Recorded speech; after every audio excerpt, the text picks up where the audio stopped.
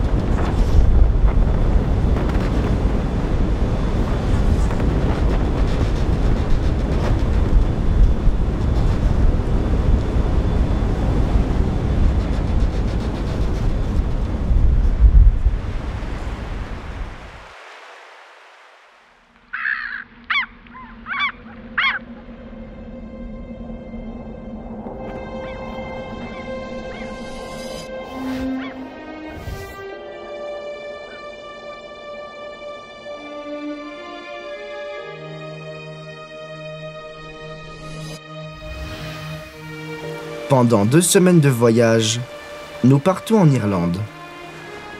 Notre objectif, découvrir des biotopes qui nous sont inconnus et observer la nature fascinante de ce pays.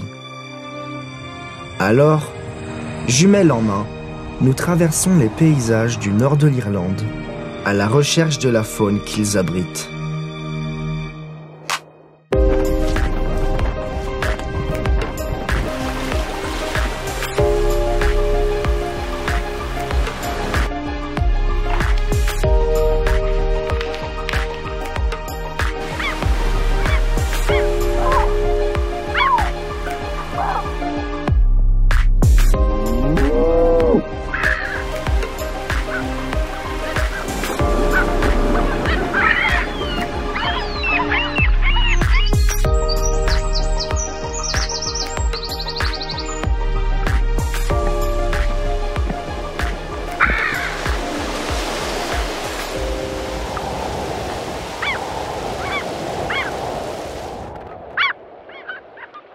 Ce qui capte notre regard, ce sont les côtes sauvages de l'Irlande.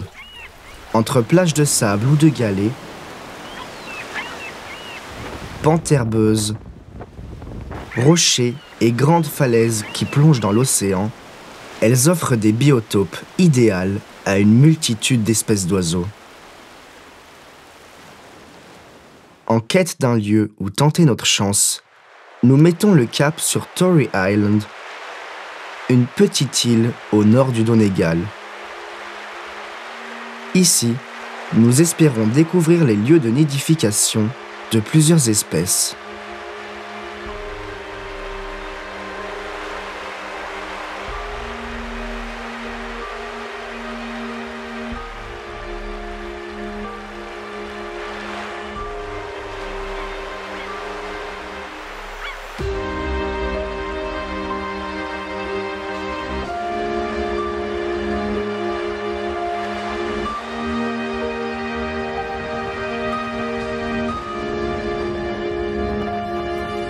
C'est au pied de ces pentes raides que des oiseaux piscivores se nourrissent de poissons.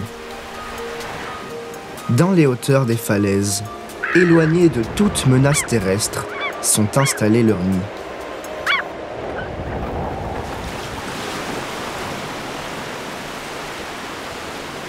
Blanc, avec une tête jaunâtre, le fou de bassan est très présent.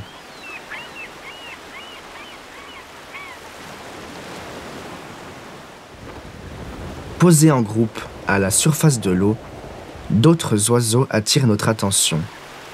Ce sont les guillemots. 2 espèces cohabitent sur l'île.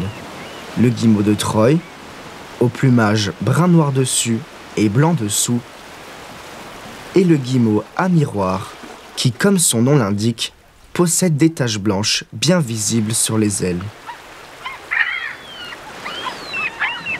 Un autre oiseau, très similaire au guillemot, vit ici. C'est le pingouin torda. Avec leur silhouette plus trapue et leur bec plus court et plus massif, ils nichent en colonies dans les falaises verticales.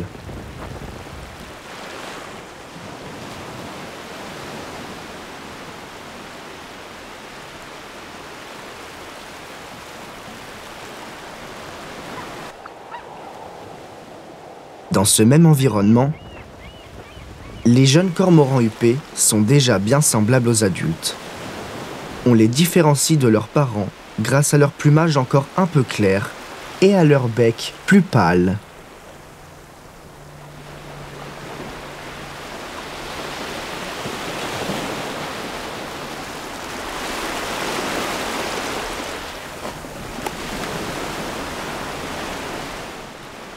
Plus loin, cette fois sur des côtes moins raides, entre roches et végétation, ce sont les fulmars boréales qui élèvent leurs poussins. Les fulmars nichent toujours en colonie et on peut facilement apercevoir les jeunes dans leur nid.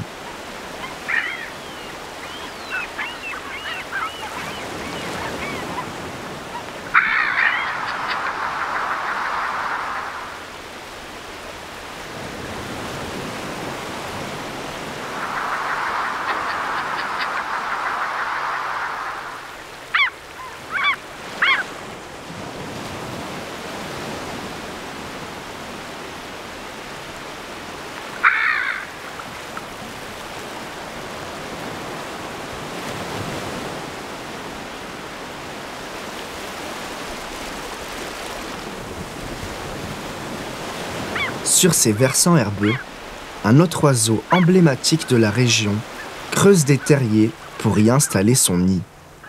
C'est le macaremoine qui est en pleine période de nourrissage intense des jeunes.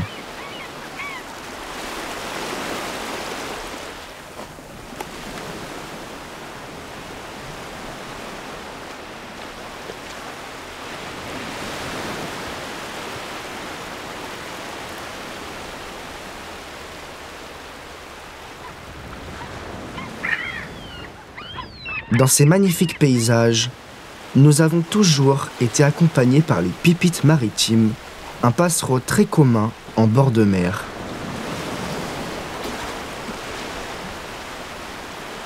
Nous avons aussi aperçu la crave à bec rouge, plus rare et plus discrète.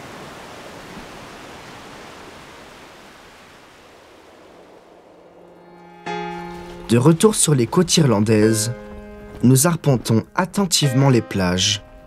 Un excellent lieu de vie pour la faune sauvage.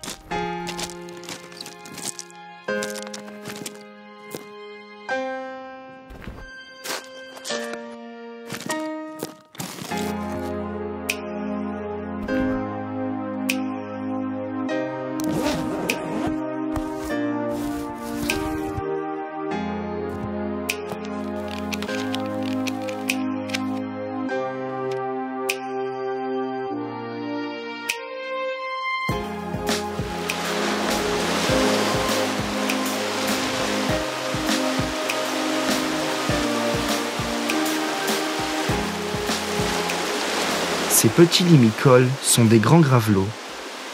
Ils se nourrissent d'invertébrés dans le sable ou dans la vase, comme le font aussi les huîtres épis.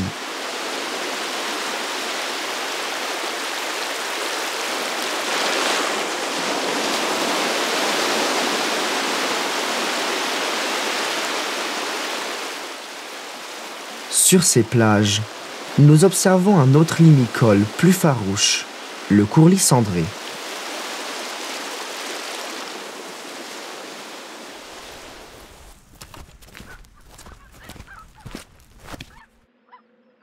Dans le ciel, le bal incessant des goélands argentés anime nos observations.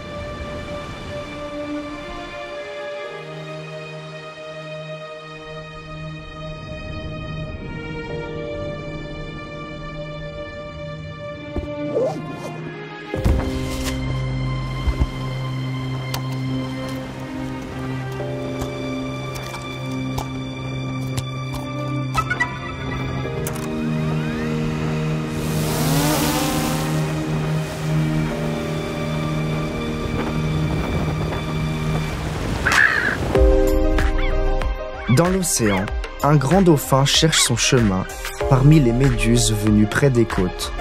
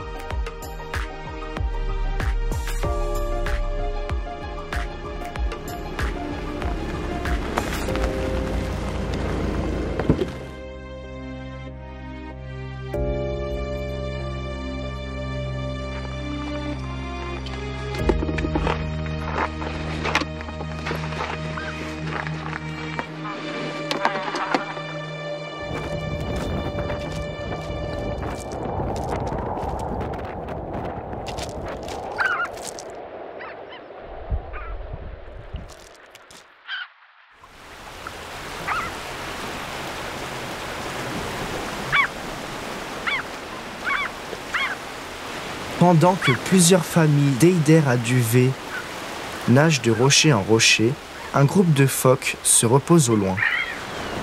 Le phoque veau marin et le phoque gris sont deux espèces très semblables. Souvent, ils vivent ensemble dans les mêmes eaux.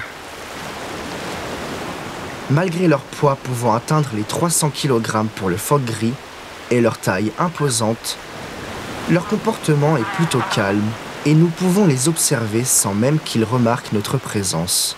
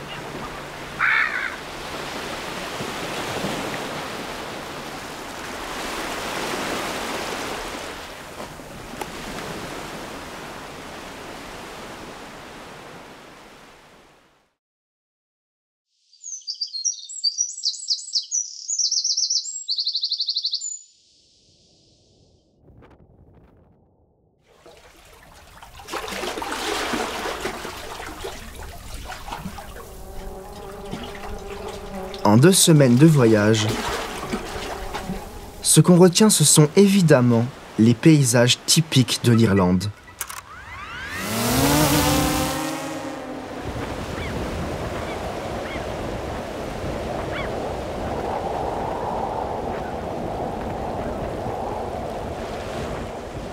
Mais aussi les rencontres avec ces animaux sauvages et certaines espèces que nous n'avons encore jamais observées. Ce sont des rencontres qui demandent d'être patient. Parfois, elles sont inattendues, furtives ou difficiles à capturer en images.